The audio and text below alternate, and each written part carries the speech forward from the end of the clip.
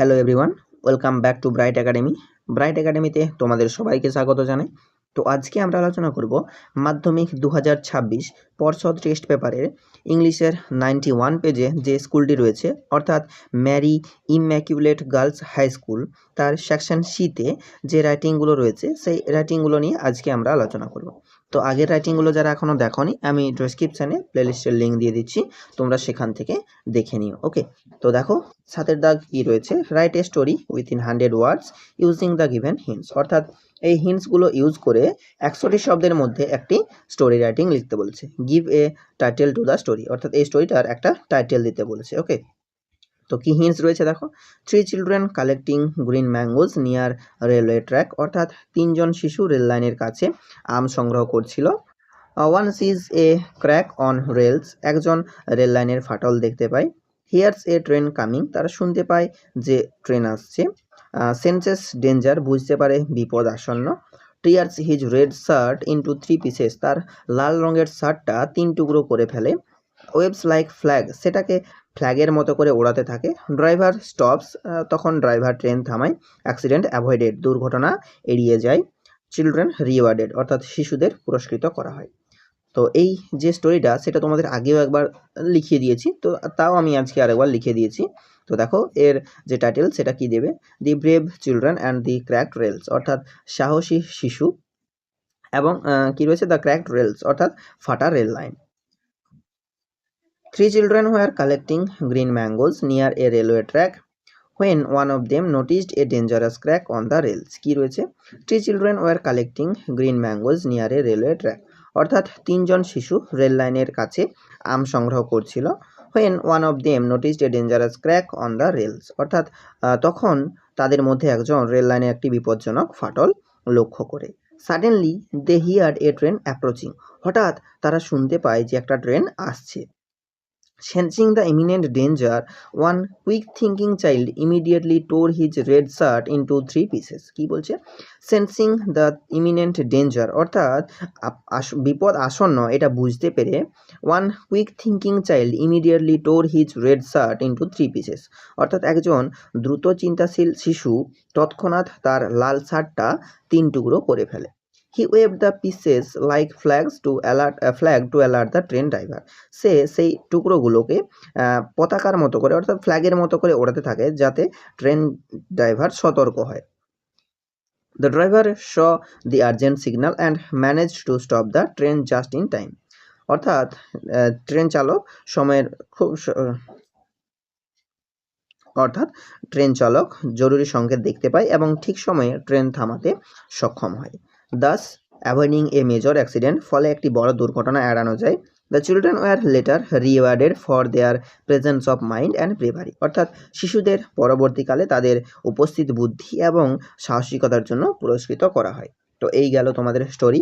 এরপর পরবর্তী রাইটিং কি রয়েছে দেখো, 8 দাগ, write a news paper report within 100 words on the outbreak of fire in your local market, অর্থাৎ তোমার পাশাপাশি মার্কেটে আগুন লাগা নিয়ে একটা রিপোর্ট রাইটিং লিখতে বলছে 100টি শব্দের মধ্যে। ওকে, তো এখানে পয়েন্টস কি রয়েছে দেখো, ডেট অ্যান্ড টাইম, সময় আর ডেট দেবে।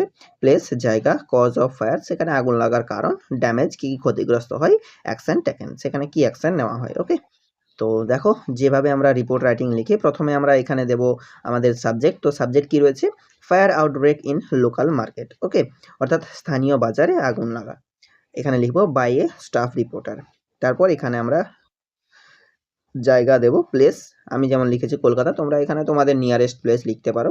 এরপর যে ডেটে তোমরা এখানে রিপোর্টটা লিখছো সেই ডেটটা দেবে। আমি যেমন 25 ডিসেম্বর লিখেছি সেজন্য দিয়েছি 25 ডিসেম্বর। ওকে, তারপর আমরা এখানে রিপোর্ট লেখা শুরু করব।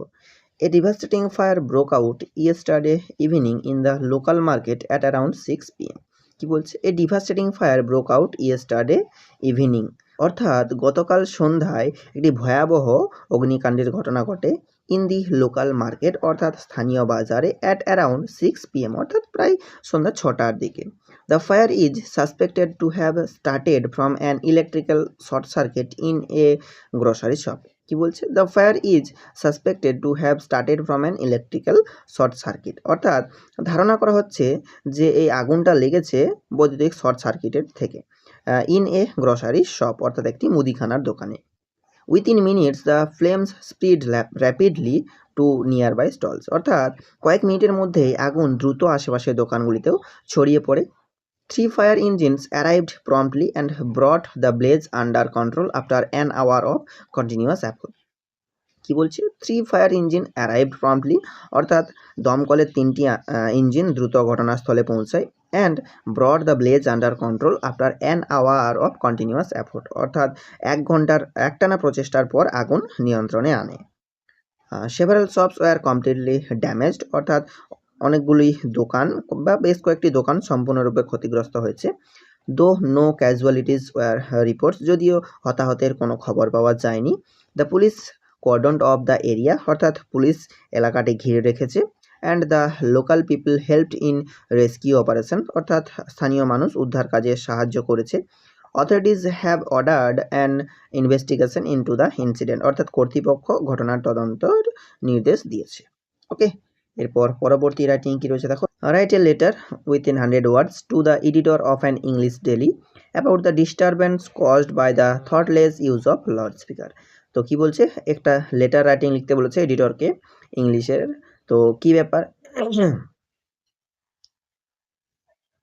Write a letter within 100 words to the editor of an English daily about the disturbance caused by the thoughtless use of loudspeaker. তো এখানে তোমাদের একটা এডিটরকে লেটার রাইটিং লিখতে বলেছে কি বিষয়ে?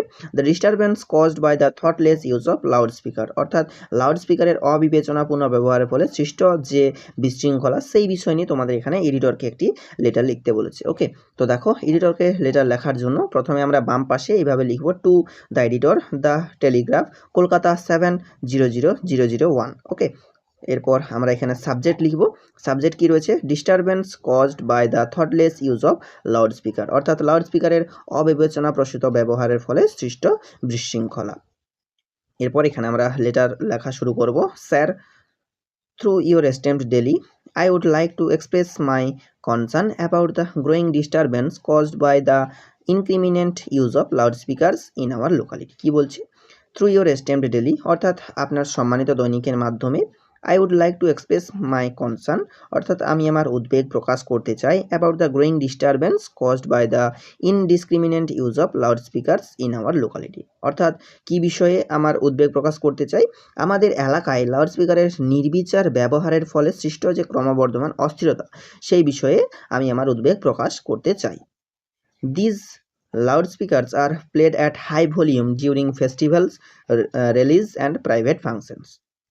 কি রয়েছে? These loudspeakers are played at high volume, অর্থাৎ এই লাউডস্পিকারগুলি উচ্চস্বরে বাজানো হয় কখন? During festivals, release and private functions, অর্থাৎ ফেস্টিভ্যাল বলতে উৎসব, সমাবেশ এবং ব্যক্তিগত অনুষ্ঠানে।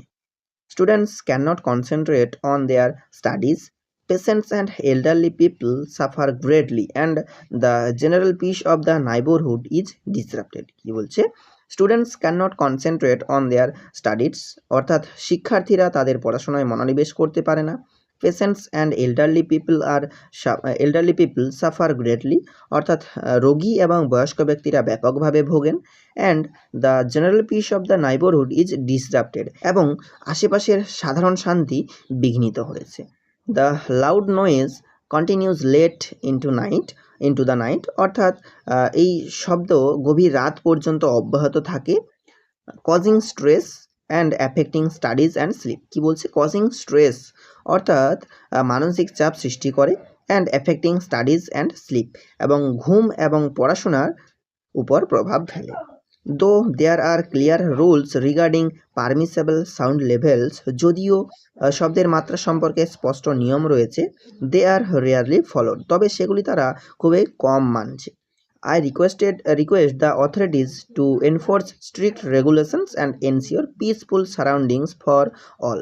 I request the authorities, আমি অথরিটি অর্থাৎ কর্তৃপক্ষকে অনুরোধ করছি, টু এনফোর্স স্ট্রিক্ট রেগুলেশনস, অর্থাৎ কঠোর নিয়মকানুন প্রয়োগ করার জন্য, and ensure peaceful surroundings for all, এবং সকলের জন্য শান্তিপূর্ণ পরিবেশ নিশ্চিত করার জন্য। ওকে, তারপর ডান পাশে এখানে লিখবো আমরা ইওর ফেথফুলি দিয়ে তোমার নিজের নাম দেবে, এবং বাম পাশে তোমার অ্যাড্রেস দেবে, এবং তারপর এখানে যে ডেটে তোমরা এই লেটারটা লিখছো সেই ডেটটা এখানে দিয়ে দেবে। ওকে।